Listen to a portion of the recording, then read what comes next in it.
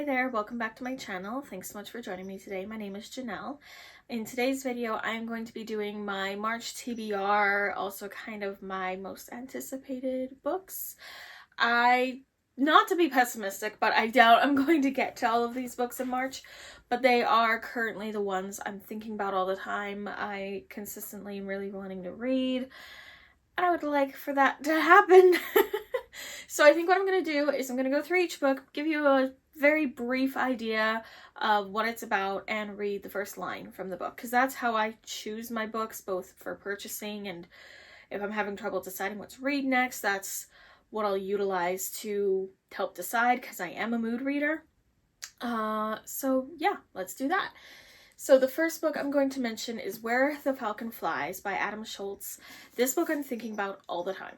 I am thinking about this book every day. So realistically, I should just start reading. I should just pick it up. So it is nonfiction. It is Adam's story of his journey to the Arctic, I believe in a canoe. He saw a falcon migrating and decided to follow it. So the first line, oh, there's a map. Oh, there's a beaver. Love it. And a beluga and a humpback and a moose. Cool. Cool. Love that. Anyway, sorry. There's also a map. So it starts with a preface. And it says, I was clinging to the side of a mountain, edging along a steep cliff of the sort it's unwise to fall off. He's in a bit of a precarious situation, potentially. I need to read that book.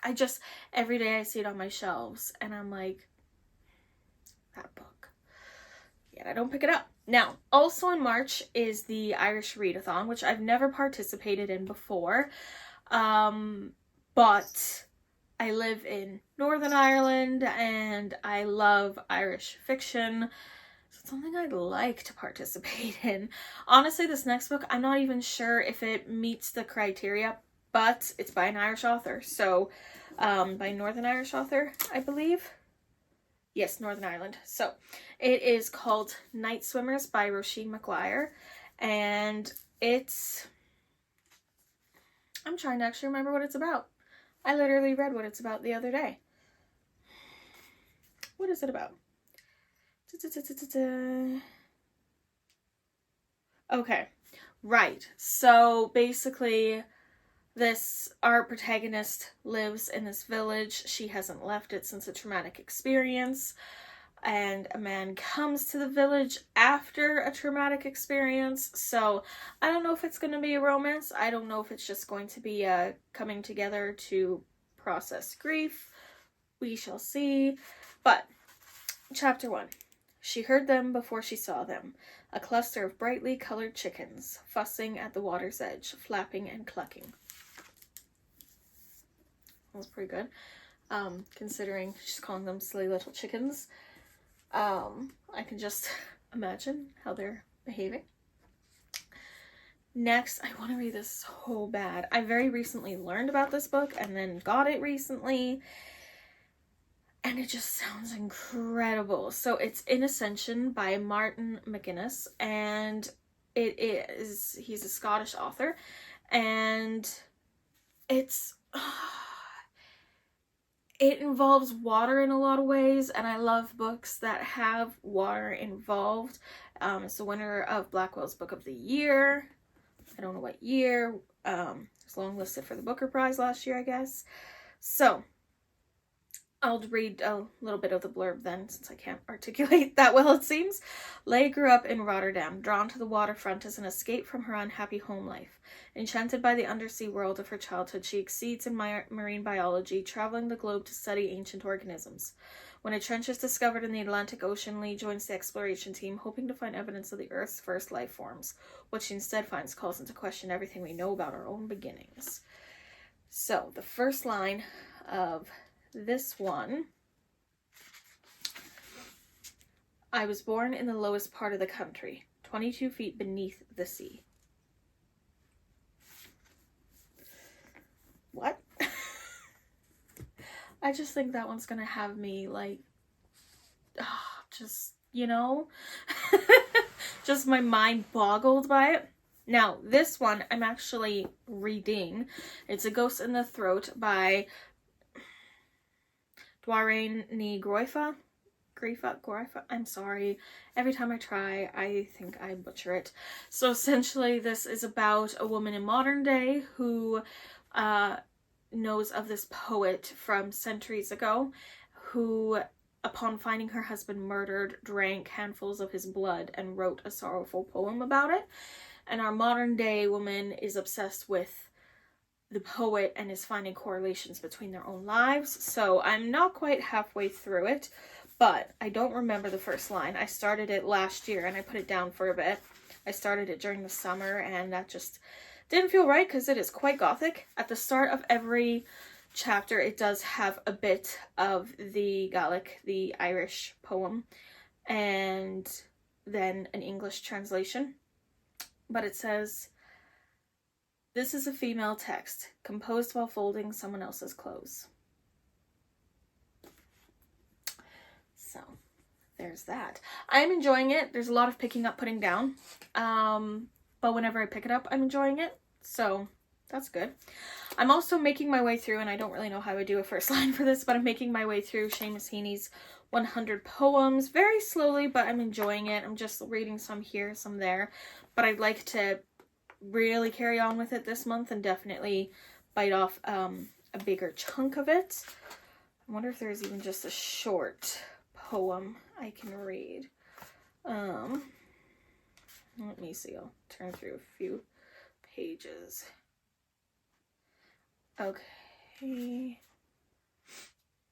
Okay, scaffolding. That's a short one. Masons, when they start upon a building, are careful to test out the scaffolding. Make sure that the planks won't slip at busy points. Secure all ladders, tighten bolted joints. And yet all this comes down when the job's done, showing off walls for sure and solid stone. So if, my dear, there sometimes seems to be old bridges breaking between you and me, never fear, we may let the scaffolds fall, confident that we have built our wall. I do love that one. Okay, next, this book, very much so like Where the Falcon Flies, I'm continuously thinking about, and it is Moon of the Crusted Snow by Waubgeshig Rice.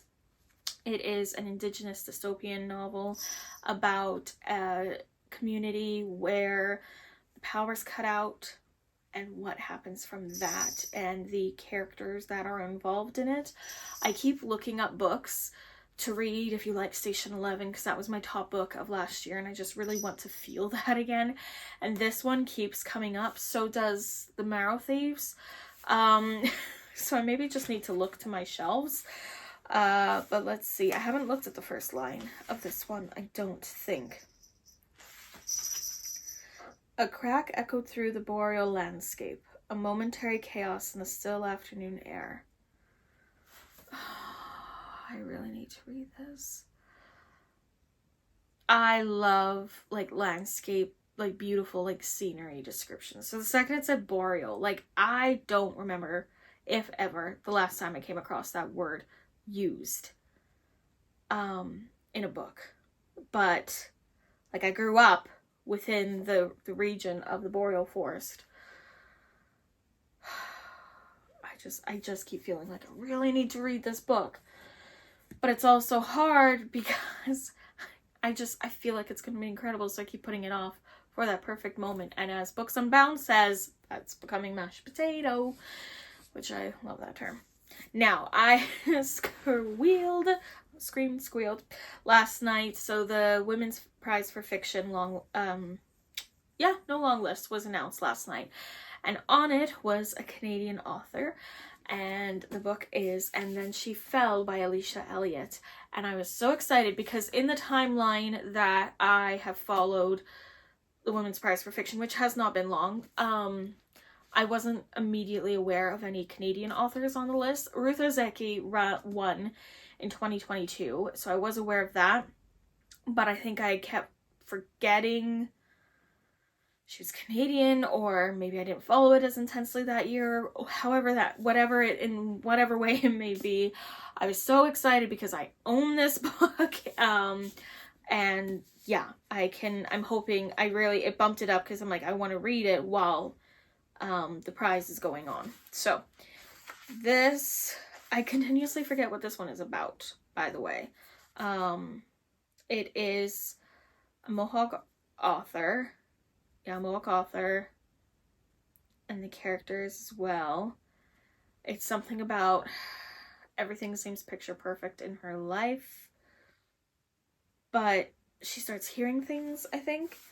So, it starts with a prologue. Alice never seemed to hear the microwave beeping, not even when she was 3 feet away from it, feet propped on the kitchen table as she painted her toenails neon green.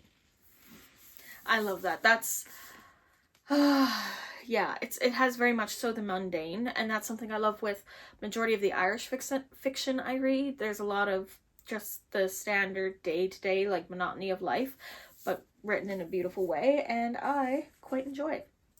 And last but not least, was kind of a random add-on, if I'm going to be honest with you. But I have had this book for, I think, 2 years now. And it was also on the Women's Prize for Fiction long list last year. I don't remember if it was... Did it go onto the short list? I think it did. Fairly certain it did. Anyway, it is Trespasses by Louise Kennedy. And when I got this book, to say I was excited for it is such an understatement. Repeating, it's about 2 years ago I got it. I'm sure it was in 2022. And then I was so excited last year when it was on the Women's Prize for Fiction list, and I really wanted to read it then, and I didn't. So now, because we're in that season again, I feel like it's a pretty perfect time. And I am sure one of the prompts for the Irish Readathon is a book with green on the cover. So this works. So this is about, what's the character's name? Kushla? Yeah, Kushla. So she, I believe, going off of memory here, is a teacher who ends up having an affair with a married man, but it's also set during the Troubles. So it is about those, like, human experiences amidst these troubles, amidst what was happening at the time in Northern Ireland. So it's a commentary on both. Sorry, I don't know if she's on frame, but well, she will be. Kiara says hello. So I was so excited for it. In 2022, I did read a lot of books surrounding the Troubles, which is extremely heavy, but I wanted to educate myself, like, to the best of my ability on it. So I was reading both fiction and nonfiction, and so I think that's one of the elements that excited me about this. So it starts in 2015. They follow a guide, a thin, pale girl. The end. So that's interesting. It's quite brief, it's quite short, but it does leave me wondering, I'm like, who's following? Is she already in this affair? Is that her and her class? Are they on a field trip? Like, who's following this person and why? So yeah, those are the books I am really hoping to read in March. I really would love to see myself finish A Ghost in the Throat. That's kind of my first point. I started it last year, like I said, in the summer, but it didn't match this season, I guess. So that's my first calling card, is finishing that book.